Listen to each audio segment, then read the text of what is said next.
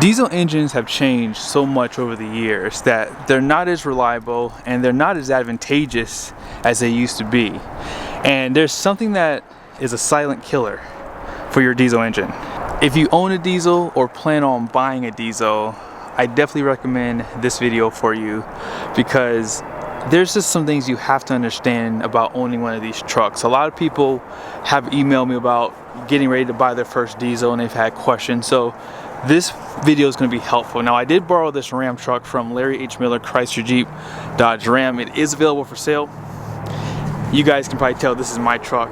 Unfortunately, I can't get a Ford truck here because I can't clone myself. So yeah, I don't have the PowerStep, but this is going to obviously be for those diesel engines as well. Let me get this out the way really quickly. 90s and early 2000 diesel trucks are not the same as trucks today. They're just not. You have to treat these engines totally different. I had friends who used to have diesel trucks and they would let them idle for hours and hours and hours at a time. Now, here is the silent killer for diesel engines. Ready for this?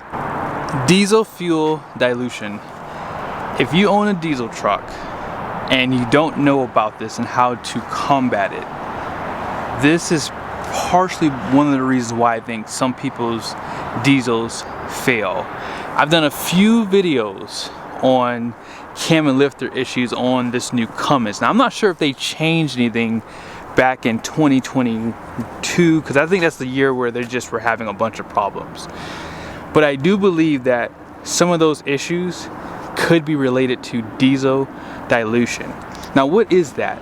Let's take a quick peek online at dieselhub.com and they'll explain a little bit better than I can. The article goes on to say fuel dilution is arguably a diesel engine's greatest adversary. It occurs normally, however, it can cause excessive wear and become the ultimate demise of an engine in severe cases. It is for this reason that the concentration of diesel fuel in engine oil is monitored in certain industries through periodic oil analysis performed by a qualified laboratory. What is fuel dilution? Fuel dilution, or less commonly crankcase dilution, refers to the dilution of engine oil by diesel fuel.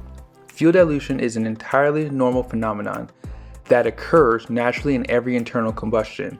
It is of particular importance in diesel engines because they rely on a compression ignition cycle, and therefore combustion efficiency is entirely dependent on engine temperature, specifically that of the combustion chamber. In theory, with an obvious point of diminishing return, the colder the combustion chamber, the greater the degree of fuel dilution that occurs. Here it is. The primary concern with fuel dilution in diesel engines is the lowering of engine oil viscosity, potentially having a significant impact on the oil's role as a lubricant between the various moving parts of an engine in high-stress environments. There it is. Remember how I told you guys that diesel techs have told me to just stick with the 15W40 on my truck? If you're looking at the Rams, it's a 10W30. Now, obviously, if you want that 5W40, that's the synthetic, and you can still get a synthetic with this 10W30 and 15W40 as well. I just use the conventional whatever they have at the dealership because that's what's good enough for the truck, and so that's what I use. So let me just read that really quickly. The primary concern with fuel dilution in diesel engines is the lowering of engine oil viscosity, potentially having a significant impact on the oil's role as a lubricant between the various moving parts of an engine in high stress environments. So right there, I think we hit the nail on the head. If you are someone who is running a 5W40, I would 100% get your oil analyzed by a laboratory. I would just go ahead and do it. I'm probably gonna do it for my truck too, just as like a peace of mind, because I'm planning on keeping this truck a little bit longer than I have my other trucks because I love this truck. So with that, I want to make sure I'm not going to have issues in the future with this pickup. And in order to do that, you have to understand a few things. You guys heard it earlier on. One of the reasons why you could potentially have dilution is how these engines are designed and built. So compression is what you need for these engines, and heat. So if these engines are not warmed up, you probably 100% are going to have this problem. Now, you guys know I bought these or I didn't buy them, actually bank sent them to me to test out. I got these gauges here. I love this because what I've been doing lately, I've been kind of testing the temperatures for like my engine oil and my coolant.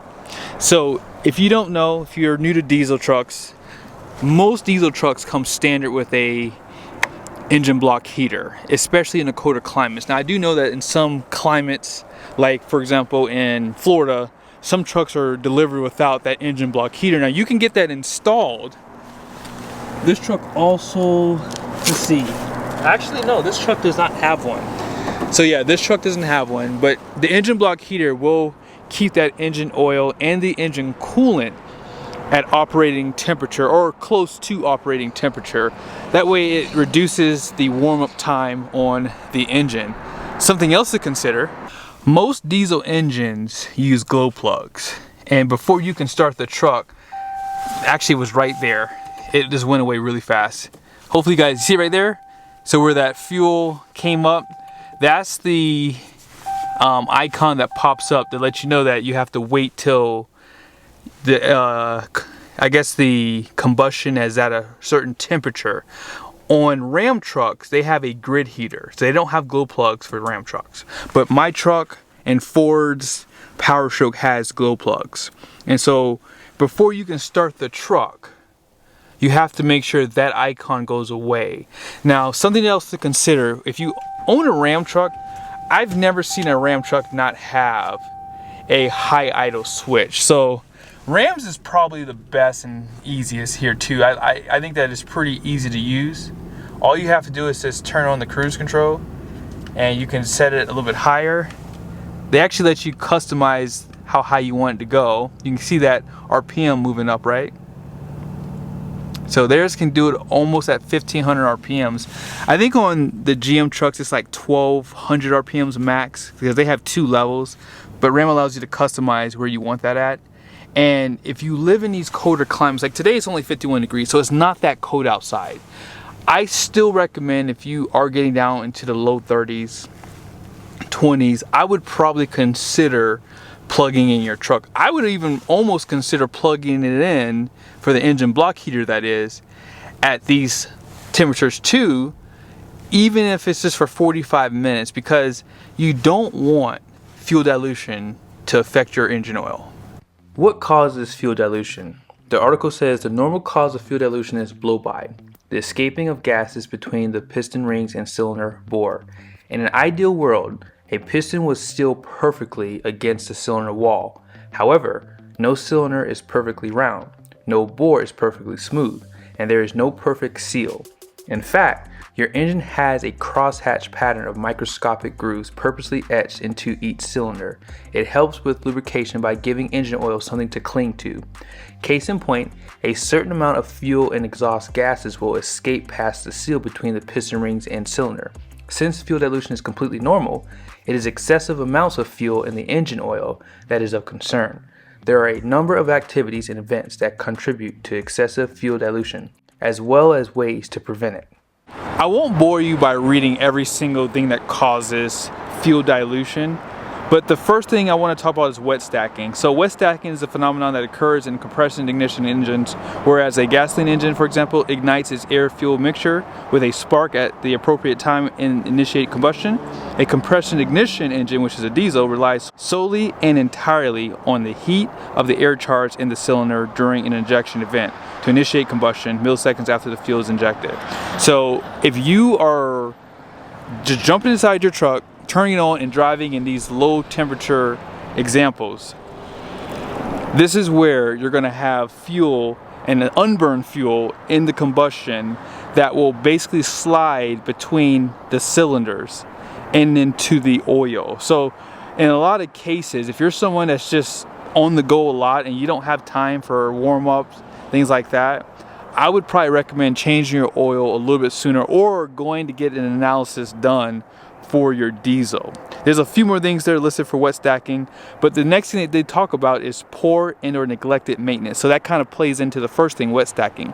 So if you are someone who's not letting that engine get up to operating temperatures and the combustion is not hot enough and oil and diesel fuel is starting to mix together, you're going to have to understand that neglected maintenance is going to probably wear out your engine a lot faster, because as I said earlier, Ram trucks, for example, are having lifter and cam issues, and this could be a contribution to that, especially on trucks that do have more miles than others, right? If you have probably 50,000 plus miles and you're not changing that oil often, because I think on Ram trucks they still say 15,000 miles, because these trucks use 3 gallons of engine oil, so it's a lot of oil.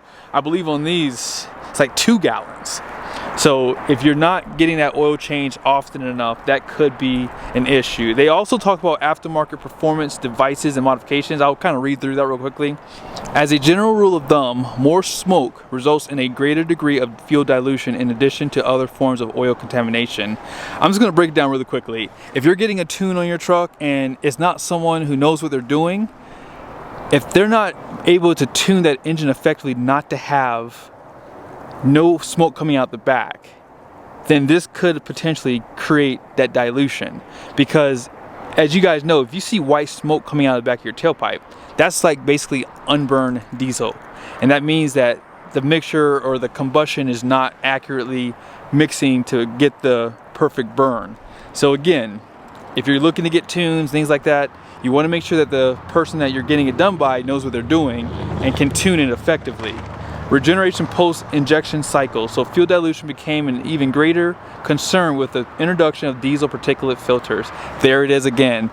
This is another issue. Like, I've been really thinking about doing a weight loss program. I'm going to be doing a video on it, and when this popped up, this is what got me a little frustrated, because it says here, during a regen cycle, a significant amount of heat is required in the exhaust system to allow these particulates to burn off.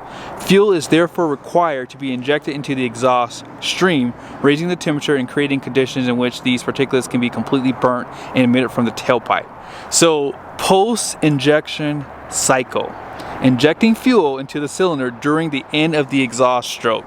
So in other words, if your truck goes into a regen and it needs to clean out that DPF system, well, this is another issue with the potential effects of you having contaminated engine oil, which means you have less viscosity happening. So if you do a lot of city driving, a lot of idling, a lot of stop and go traffic where you're not able to get that DPF hot by itself without it needing it to go into a regen, this is another issue that you're going to have long term with your truck.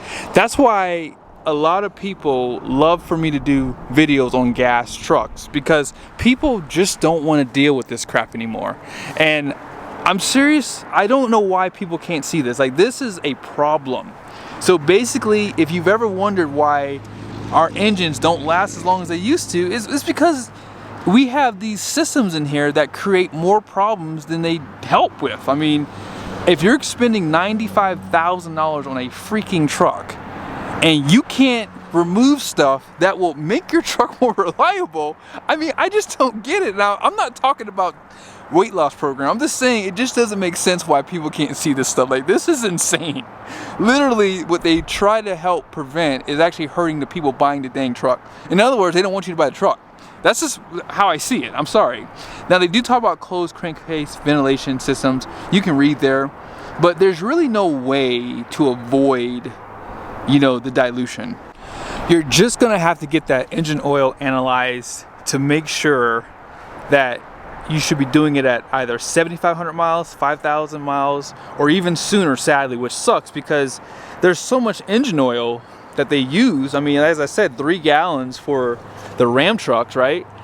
It's just a lot of engine oil, so you would think that it would combat the dilution that you would have over the course of maybe 5 to 10,000 miles. But at the end of the day, I would say get it analyzed. I'm gonna do it too. I'm gonna definitely do it the next oil change I get.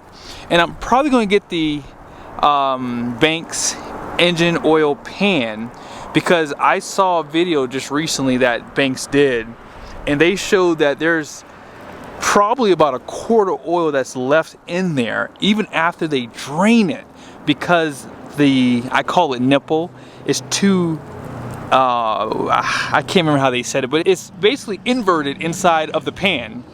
That's the best way I can say it. and so the oil can't drain around it. So for me personally, I think that that potentially could be an issue long term for these trucks, especially for people who do have issues with dilution. But be sure to give your thoughts down below. I hope this video was helpful. I don't like reading, you know, long posts, but I thought this might be very important for some guys out there who want to buy a diesel or own a diesel and just want to try to bulletproof the truck as much as they can. And I do get some discount codes from banks, so if you look below, whether you have a Ram or a GMC or even a Ford, you can use my codes. I think you can even follow the codes and I can still get a small percentage of that. So yeah, hope you guys liked the video. Let me know your thoughts down below. See you guys soon.